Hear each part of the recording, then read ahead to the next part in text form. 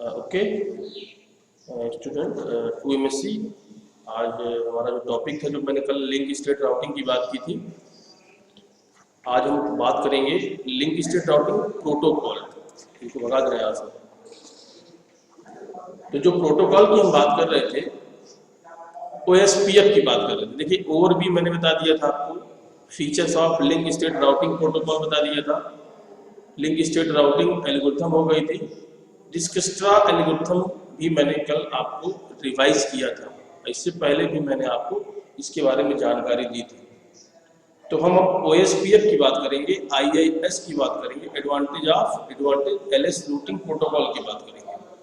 तो ये हमारा जो था OSPF, open shortest path algorithm.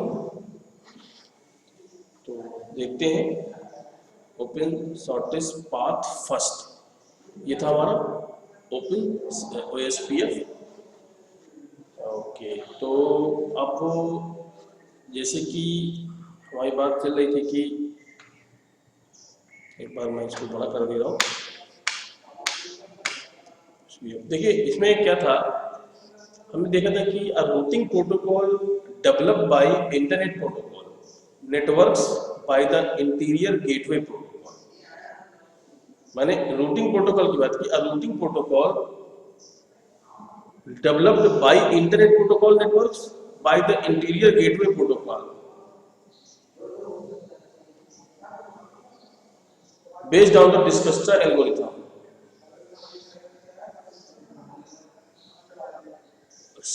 Serving large heterogeneous internet world. तो देखिए, OSPF 1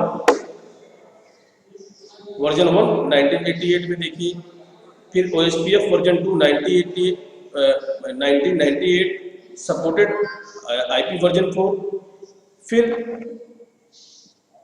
हमारा OSPF version 3 2008 supported IP version 6। तो ये सारे के सारे हमारे वर्जन्स थे आपके वर्जन 3 तक इसमें OSPF में आ चुका। अब इसे ओपन शॉर्टेस्ट पाथ फर्स्ट, जैसे यहाँ पे देखिए कंडीशन देखिए, राउटर्स मान लीजिए आपको ये एक राउटर्स, आपको ये राउटर 1, राउटर्स 2, राउटर्स 3, ये एरिया 1 है। देखिए, एक बात हम और बता दें, ओपन सिस्टम शॉर्टेस्ट पाथ में जो सबसे पहला जो मेन कंडीशंस ये है, जो हमको देखना है, ध्यान देना है। देखिए, सबसे पहले तो ये कि it is a standard protocol. ये हमारा स्टैंडर्ड प्रोटोकॉल है। जैसे आपने देखा होगा, स्टैंडर्ड प्रोटोकॉल का मतलब कि मान लीजिए आपके पास सिस्को का राउटर है, आपके पास कोई जेनिफर का राउटर है या किसी अदर कंपनी का राउटर है, तो सब में ये कॉन्फ़िगर हो सकता है।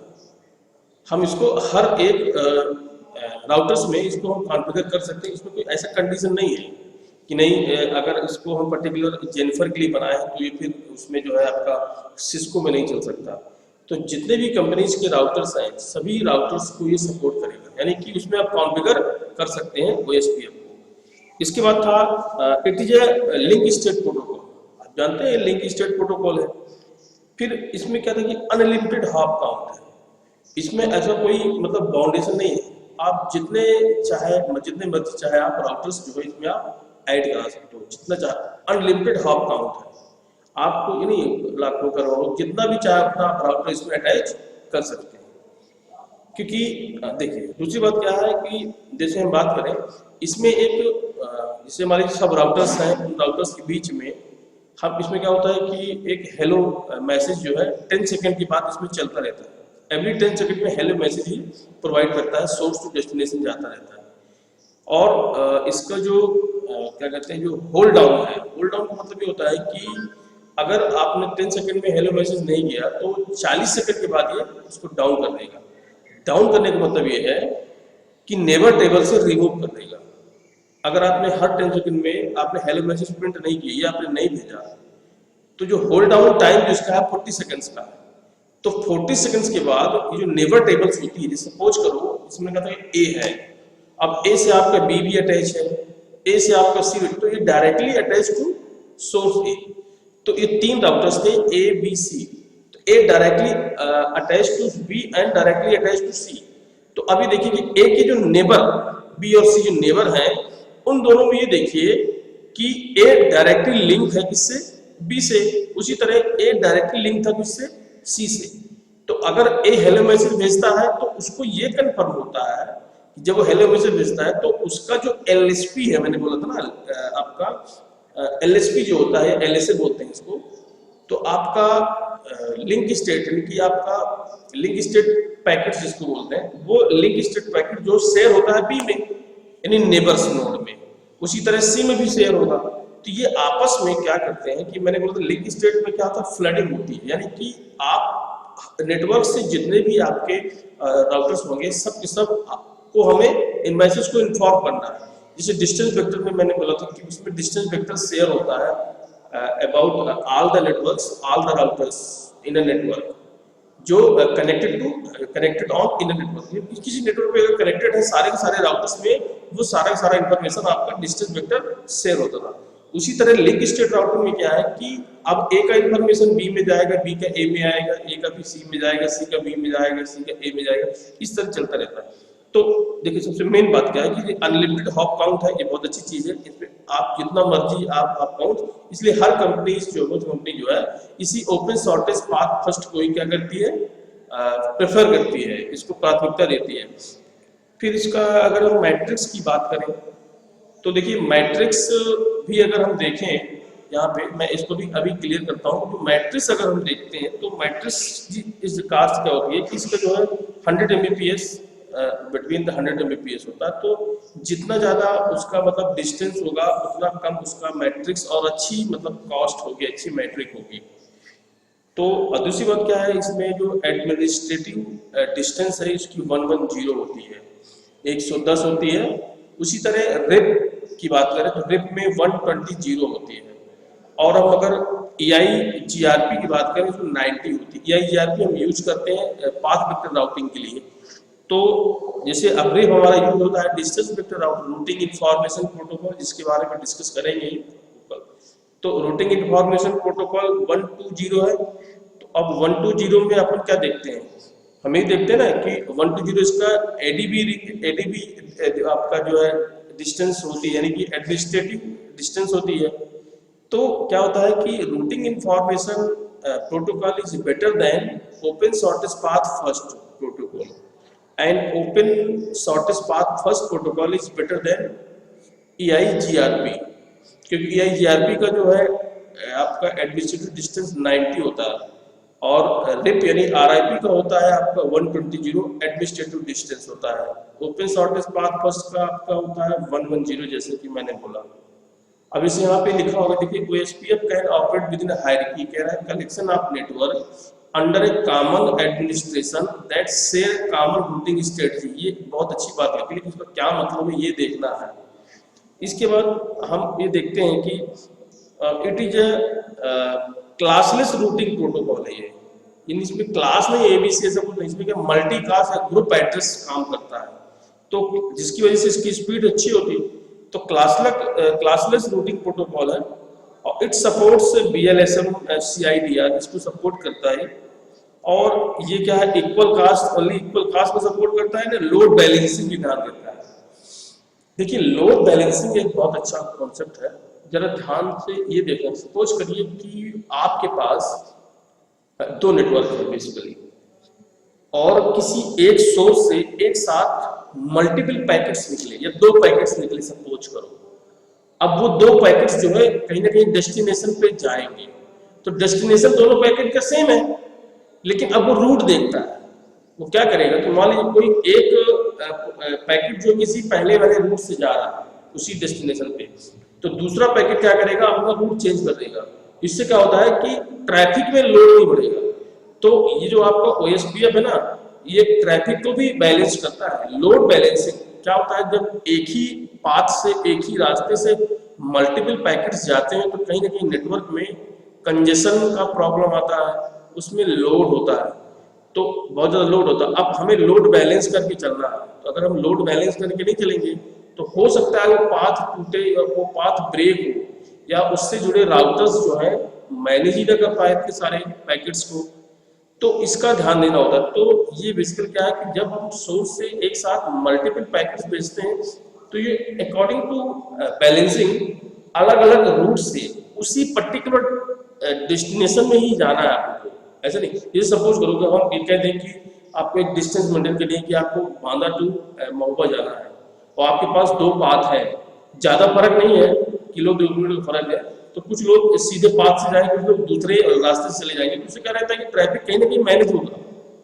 उसी तरह नेटवर्क में फिर दूसरा इसमें एक पॉइंट आता है कि introduction the concept of area to as management and control traffic. देखिए अब हम ओपन सिस्टम में बेसिकली क्या एरिया बनाए जाते हैं, बिल्कुल एरिया बनाए जाते हैं। अब यहाँ पे क्या है, एक एरिया 1 है।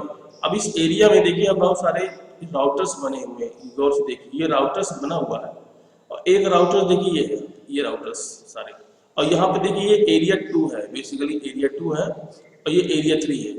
तो होता क्या है कि ये सारे नेटवर्क्स हैं बेसिकली, ये उसने कहा ना कलेक्शन ऑफ नेटवर्क्स की बात की इसमें। तो ये जो कलेक्शन ऑफ नेटवर्क्स है, अब सपोज करो कि हम सोचे कि हम इस ये एरिया 2 है, इस एरिया 1 को और इस एरिया 2 को आपस में अगर कम्युनिकेट करना है तो there is no directly communicate between them. ये दोनों आपस में कम्युनिकेट नहीं कर सकते, कहीं ना कहीं इनको एक एरिया 0 बनाना होगा। इसमें एक एरिया 0 होता है और एरिया 0 अगर नहीं होगा तो आपका नेटवर्क काम नहीं करेगा।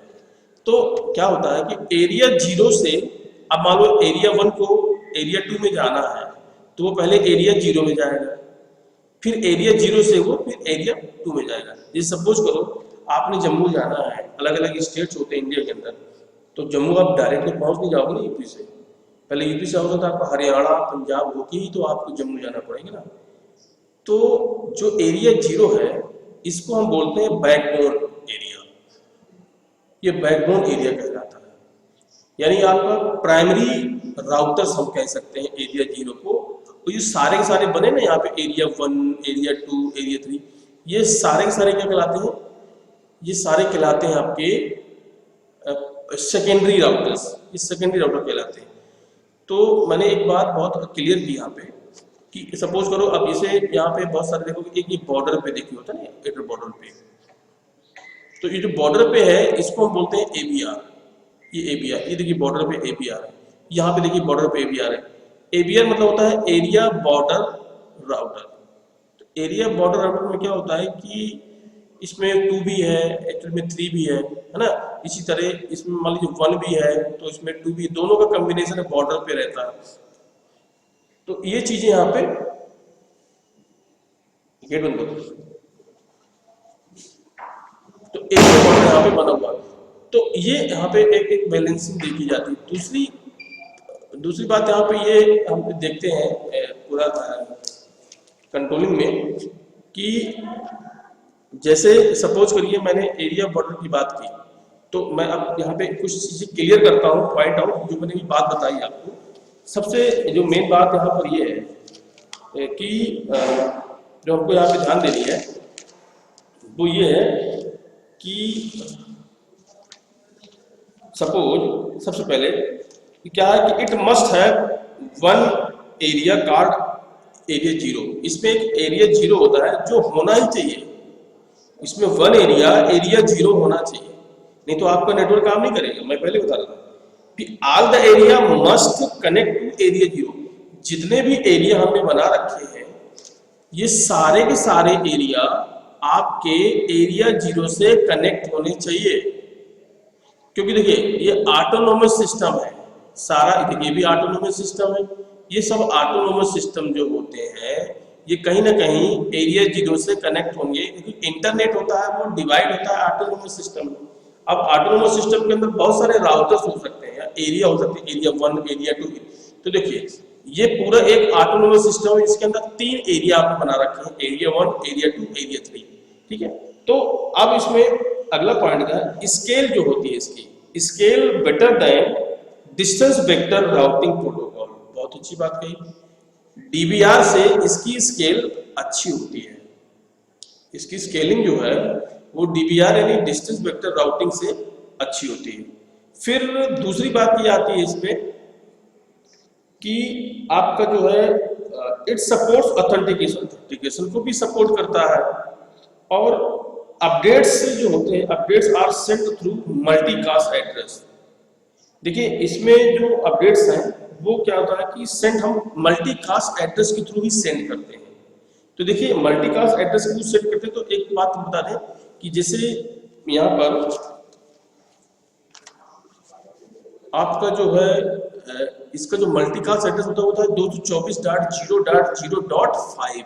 एक्चुअली में सुनो 224.0.0.5, क्योंकि 4 बाइट का आपका आईपी एड्रेस होता है ना, तो 224.0.0.5 होता है। एक और होता है 224.0.0.6। दोनों में डिफरेंस क्या है मैं नेक्स्ट लेक्चर में बताऊंगा आपको कि दोनों आईपी एड्रेस में क्या डिफरेंस है। लेकिन बेसिकली यहाँ पे देखना है कि जो आपका मल्टीकास्ट एड्रेस है 224.0.0.5, ये आपका ग्रुप एड्रेस है जिसमें हम अपडेट्स को भेजते हैं, इसी सबनेट मास्क के थ्रू कह सकते हो या आईपी एड्रेस के थ्रू कह सकते हो। फिर इसके बाद क्या है कि ये फैक्टर आपका जो फास्टर कन्वर्जेंस। देखिए फास्टर कन्वर्जेंस एक टॉपिक ये होता है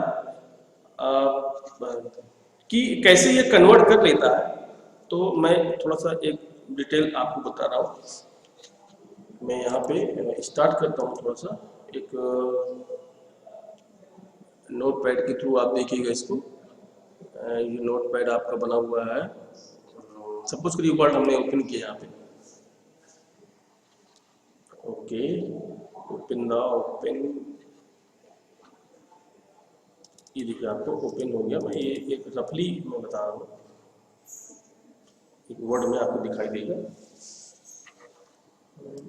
सपोज यहाँ बना हुआ है। अब मैं यहाँ पे एक बात ही करता हूँ कि मैंने एक बात की कि जो फैक्टर कन्वर्जेंस है वो कैसे बन रहा है। तो फैक्टर कन्वर्जेंस में हमको ये देखना है यहाँ पे जो बेसिक है।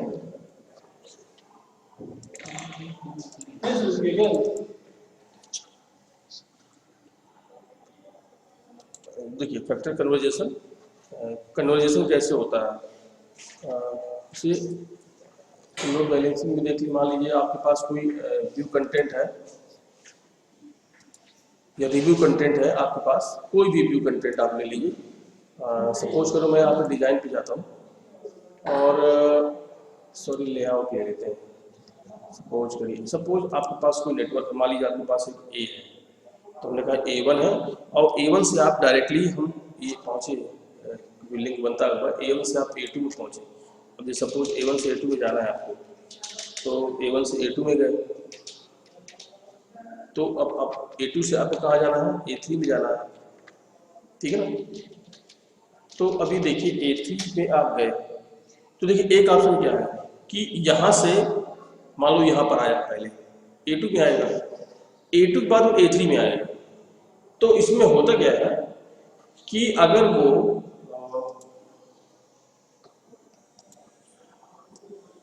सपोज यहाँ से पहले इसमें जाएगा, एक लिंक बनना चाहिए यहाँ पे। मैं नहीं दिखा रहा हूँ आपको लिंक, रेफरेंसेस में कोई ब्लॉग्स वगैरह इंसर्ट में लेते हैं, इंसर्ट में होना चाहिए आपके पास। जैसे सेव है, सपोज करिए हम सेव की बात करें। ओके, इससे एक हमने लिंक यहाँ पे लिया, लिंक ले लिया ऐसे करके, ये इन तीनों के बीच में एक हम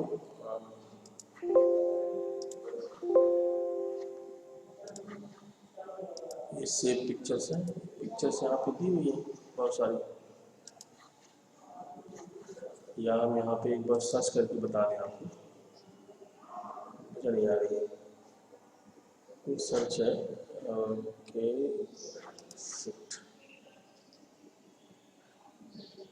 रन करके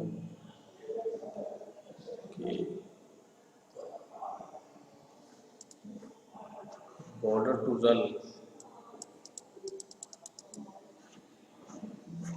सर्च ऑप्शन नहीं आ रहा। ये इसे हम कहते हैं पेंट वाला एक ऑप्शन लेते हैं, पेंट हम ऑफिस को कह रहे हैं इसको, सो बैलेंसिंग यहाँ बनेगी, इस बैलेंसिंग में देख लेंगे। सपोज करिए आपके पास ये होम गए, हाँ मैं कोई भी एक कलर लेता हूँ। यहाँ पे टूल्स है, ये आपका कलर पिक है, ये के इरेजर है, ये आपका पेंसिल है। मान लीजिए ये पेंसिल आपका बना हुआ है। देखिए सपोज करिए एक आपके पास ये नेटवर्क है और एक नेटवर्क आपके पास ये, मान लीजिए एक नेटवर्क आपके पास ये है। देखिए ये यहाँ से यहाँ तक जाएगा, फिर यहाँ से यहाँ तक आया। सपोज करो मैं एक बार इसको और डिटेल में बता रहा हूँ। इसको हमें कहिए ये आपका डेस्टिनेशन कोड हो गया, ठीक है। तो अब सपोज करिए कि ये वाला नेटवर्क अचानक आपका फेल हो जाएगा। तो जैसे दूसरे नेटवर्क, ये दूसरे नेटवर्क बना, तो दूसरे नेटवर्क से जाने में, कन्वर्ट होने में दिक्कत नहीं है, इतनी फास्ट तरीके से वो कन्वर्ट हो जाएगा कि पता नहीं चलेगा। तो तब उसने कहा है कि आपका जो फास्टर कन्वर्जेंस है, तो कन्वर्जेंस बहुत ही फास्टर होता है। जैसे मान लीजिए यहाँ से जाना था पैकेट्स को, ये नेटवर्क फेल हो गया किसी कारणवश, तो इस दूसरे नेटवर्क से वो जा सकता है। जैसे आपके यहाँ आपका A1 नेटवर्क है, सपोज ये आपका A1 है, ये आपका A2 नेटवर्क है, ये आपका A2 नेटवर्क है सपोज। तो यहाँ से उसको जाना था, अब क्या करेगा वो इधर से जाएगा, यानी तुरंत फास्ट कन्वर्जन होता है। इसके बाद send hello packet every 10 second, प्रत्येक 10 सेकेंड में आपको वो हेलो पैकेट भेजेगा, हर 10 सेकेंड में वो आपको हेलो पैकेट भेज देगा, इसका ध्यान देना। फिर एक पॉइंट इसमें ऐसा है, ट्रिगर भी होता है और इंक्रीमेंटल अपडेट्स। ठीक है, ट्रिगर का मतलब यही है कि जैसे ही बात यहाँ पर आई कि मान लीजिए आपका एक पाथ कोई बना है, अब एक पाथ से आपका डेटा जा रहा है या पैकेट जा रहा है और अचानक कोई एट रैंडम कोई प्रॉब्लम आती है, तो तत्काल जो है सेकंड रूट वो अपडेट कर देगा, मतलब तुरंत अपडेट कर देगा। नहीं अब वो पैकेट इधर से ना जाके इधर से जाएगा। भाई कन्वर्जन में क्या है कि पहले बार तो पाथ कन्वर्ट होगा, अब पाथ कन्वर्ट हुआ इसकी जानकारी कहीं ना कहीं रूटिंग टेबल में होनी चाहिए या नेबर जहां भी है।